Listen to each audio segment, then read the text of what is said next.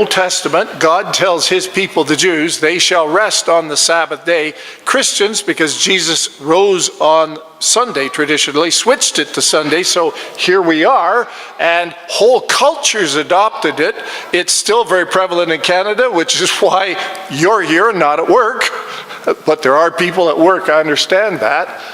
And in the process of doing this, God commanded his people concerning the Sabbath this way: you were slaves, and they drove you mercilessly. Well, I'm the God of recovery. He used the word Sabbath, but I'm the God of recovery.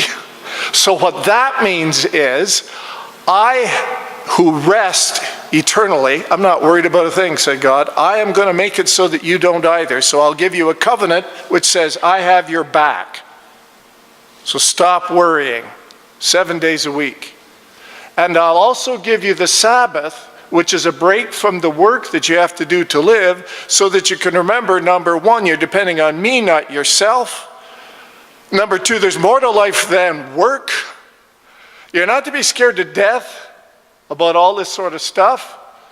And on that day, you are specifically not to do any work or make anybody else do any work.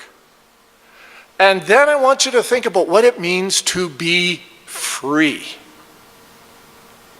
And Isaiah would add a little later, and I want you to go out and find somebody who's not as lucky as you and is bound by something, like they're shut in, they're sick, whatever, they're poor.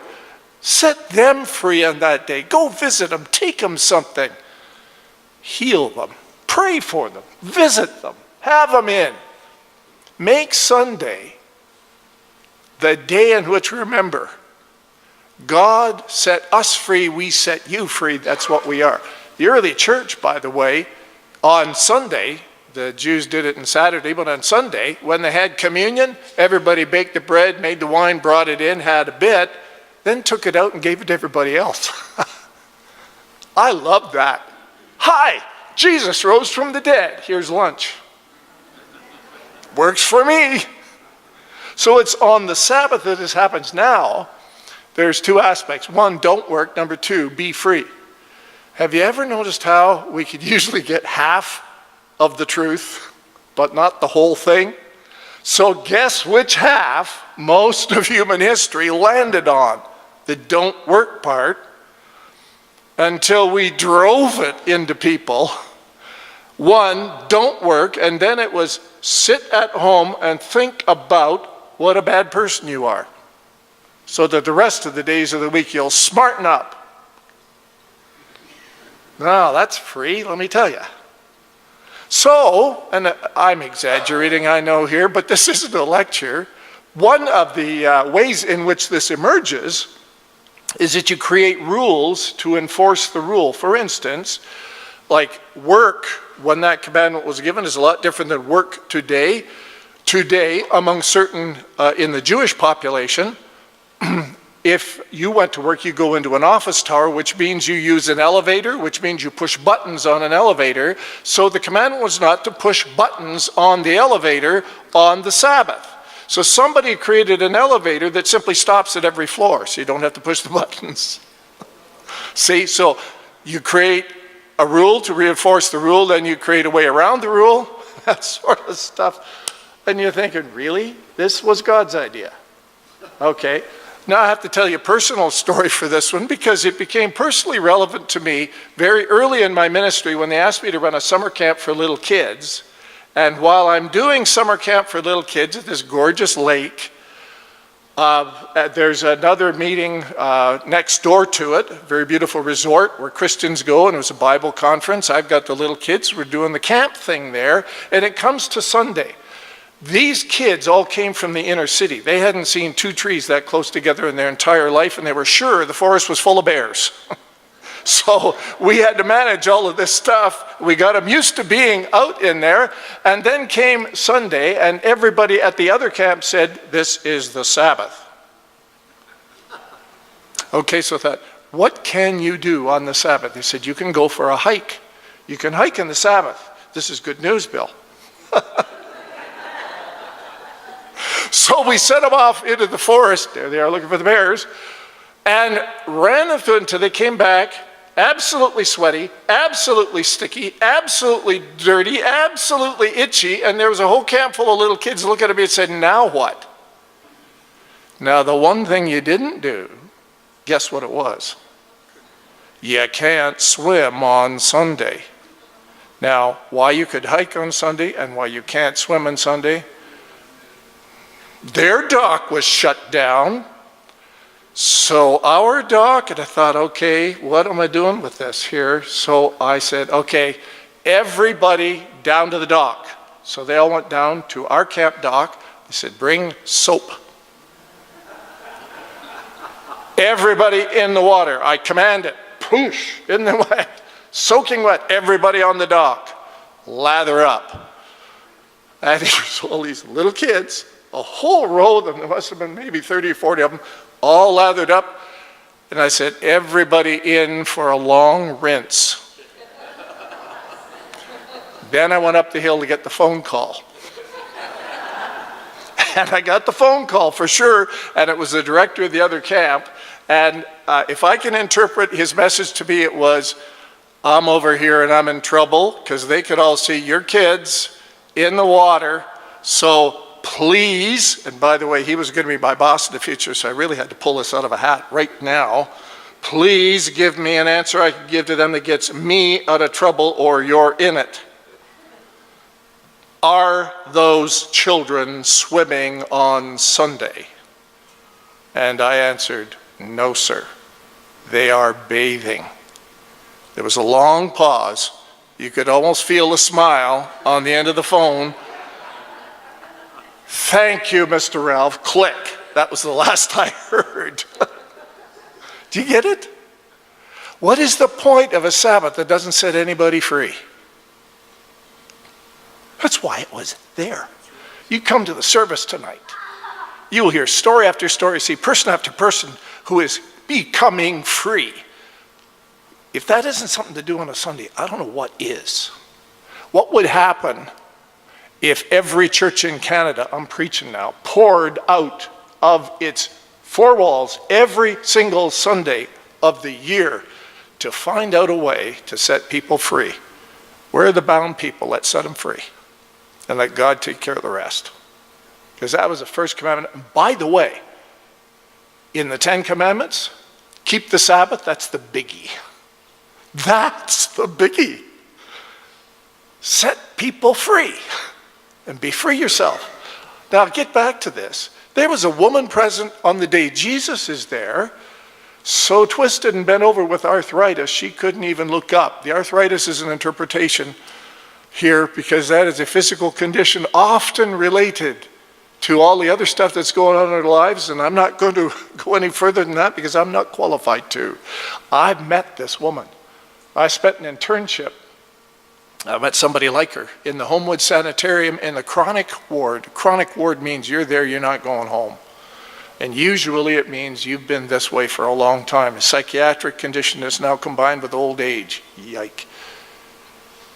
And the nurses came to me once and said, there's a lady over here, would like you to see her. I was a chaplain trainee. I'd like you to see her and see if you can get her to take her medications.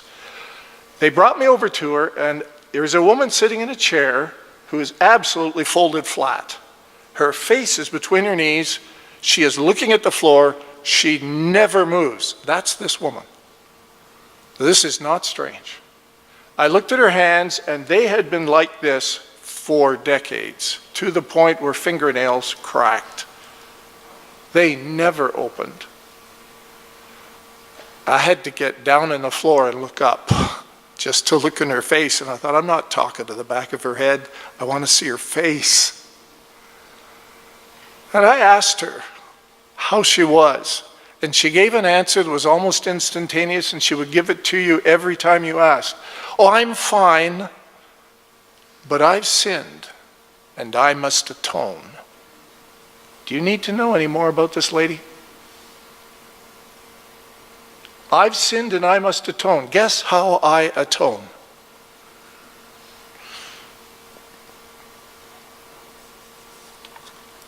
I had one chance to look up in her face and say this to her. I have some good news for you. In Jesus Christ, through his cross, God has forgiven our sins. Isn't that good news? And she looked at me and said, yeah, that's good news. You need to hear it more than once. I only had a chance to say it once. I hope somebody said it the second time. But do you get what God means by setting people free? I've seen this woman. I've seen this woman.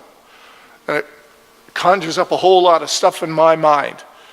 It is not surprising to me, and I won't say any more than this, it is not surprising to me that it is a woman who's folded over like this. It is not surprising to me. It is not surprising to me that, as it will state a little further on here, it says, Satan has tied her up. Oh man. Satan has tied her up. The devil did this. Because it's a short step from the devil did this to you're the devil that did this. And this is where you stay. And the almost universal human response, you are on the outside what you are on the inside. That's you. Which is why she's in the synagogue 18 years on, still folded flat.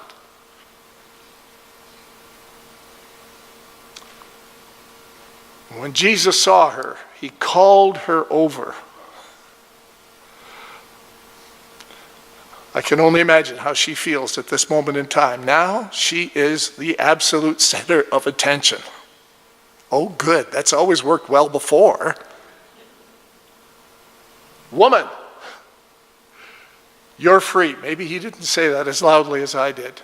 Maybe he whispered it. Maybe he said it gently. I don't know. I do know that he said to her, woman, you are free. I also know he did not say, woman, you are healed. Because he recognized, I think, that there is in many people's lives a physical manifestation of a bondage underlying, and you can say anything you want to the physical condition, it goes right straight over it and bounces away until you address something that's gone on underneath. What bound this woman? I wish I knew. I wish I knew. I only know that Jesus saw it right away and said, woman, you are free. Just like the time somebody says to someone, you are forgiven. That's gone. That's past. The light has dawned. And some of you already know what this is like because you could be walking down the street after months, maybe years of struggle, and it comes. I'm free. That's then. This is now. I knew. I prayed. I don't know how long. But here it is. By the way, if you're caught in the grip of something has to happen instantaneously or it isn't real, you're bound. So after 18 years, she still got to the synagogue. On the first day of the 19th year, she was free. And that's why the Bible says people ought to keep on praying and never give up hope. Because freedom comes. And he laid hands on her. I'll bet nobody touched her in a long time. He laid hands on her, and suddenly she was standing straight and tall, and a mighty work of God is done right into place. And she stands up praising God. Imagine that in church. Can't have that going on. Giving glory to God. And the meeting place president, furious because Jesus had healed on the Sabbath, which was work, said to the congregation, not to Jesus, not to the woman, said to the congregation, 6 days have been defined as work days. Come on one of the 6 if you want to be healed, but not in the 7th, the Sabbath. Okay, clearly we'd forgotten what the Sabbath is all about completely. So I wanted, if I were there, I would have liked to have gone to the leader of the synagogue and said, let me get this straight. There are 7 days. One of them is a day when this isn't supposed to happen. The other days are the days in which it is supposed to happen. Did I get that right? Yeah, there is healing, and it's supposed to happen on 6 days, but not on the 7th. So far, so good? Okay, right. And this is the Sabbath? Yeah. I got that. Okay, I got a question. Why didn't you heal her yesterday?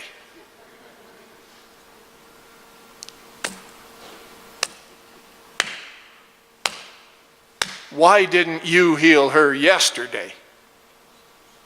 I got another question. Where are you going to be tomorrow? Because the truth is, all 7 days, no works get done at all, do they? Not of freedom, no.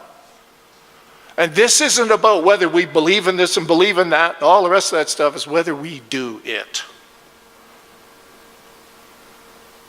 And you're mad because somebody was set free here, which means, by the way, this part I love. Jesus came, Jesus did this, and he just finished saying, we have 6 days for this to happen. Your phone is going to ring tomorrow morning, by the way. You got appointments. There's a lot of sick people out here. This lady's been 18 years. We got others like her. Expect the phone to ring. Don't upset the apple cart, seems to have been the real message here. And let people stay sick and bound, as long as it doesn't disturb what's going on. Because, and here's the message, if you want to check out now you can, when Jesus' kingdom comes, did I say that right? When Jesus' kingdom comes, the apple cart goes over. It changes things, and the rules get made for people, not the other way around. So the Sabbath, here's the rule. It's a day to set people free. Get to it. But if they're not in on the Sabbath, do it the other days in the week too. Because that's what we're about. And Jesus shot back, you frauds. Each Sabbath, every one of you regularly unties your cow or donkey from its stall, leads it out for water, and thinks nothing of it. This is true, but in the Dead Sea Scrolls, there's even a rule against this. You have to put the water out the day before. So why isn't it all right for me to untie this daughter of Abraham? How long has it been since she was called anybody's daughter, let alone a daughter of Abraham? In other words, one that belongs in this community like everybody else. Recent recovery research indicates falling out of community, one of the chief contributors to addiction, restoration to community, one of the chief factors in cure. Jesus had it. Daughter of Abraham, I don't care if you see her, I declare her daughter of Abraham. She belongs. She's one of us like everybody else.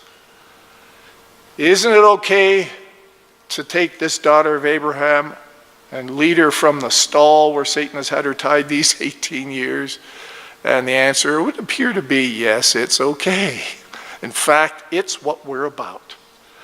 A number of years ago, as I'm serving as a very young clergyman, I met a man who, a layperson, but trained in the church, who became a chaplain and served in a senior citizen center. And a senior came to him once and said, I'm sick. I'd like you to pray for my healing. And he thought, I don't believe in that.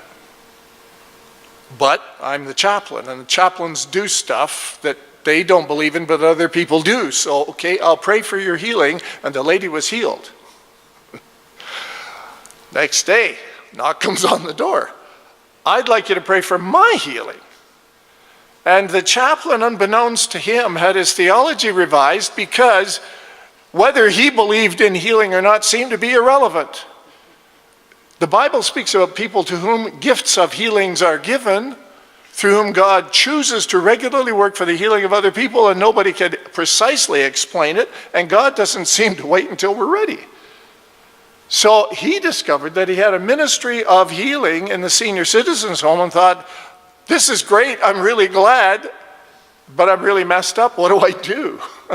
So he went to his church and to the clergy, and he said to them, this is happening. I don't know what to do. And they said, we don't believe in this. He said, I know.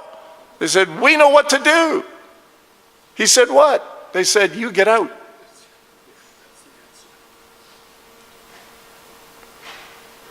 In other words, the rules stay what the rules are. The kingdom never revises the rules. The rules revise the kingdom. Jesus said, no, that's not the way it goes.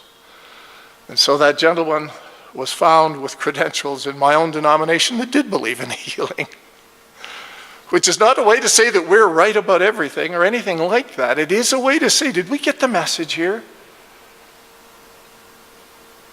The Sabbath was made for the people, not the people for the Sabbath. That's what Jesus said. And the Sabbath is to set people free. And when he put it that way, his critics were left looking quite silly and red-faced, and the congregation was delighted and cheered him on. I could just hear the about time. This, and then I close. Ambrose University was once Canadian Bible College, Canadian Theological Seminary in Regina, and the issue of the Sabbath came up. What should we do on the Sabbath? We are a Christian community. How do we observe the Sabbath? And whenever you ask that question, that great hooded monster, what are the rules, came up. And the question that the president had to answer is, how do we obey the Sabbath the way Jesus defined it, which is that the Sabbath is made for the people, not the people for the Sabbath. So where's a people-oriented rule to make for how we do this? So you know what he said? Close the library. We work there 6 days a week. We work night and day in the library, writing papers, studying to become ministers and all the rest of that stuff. Close the library on Sunday. And open the gym. Because it is a day of rest, recreation, fellowship, and enjoyment. Open the gym. Those were the only two instruments he had, and I thought, stroke of genius. That's what Jesus said.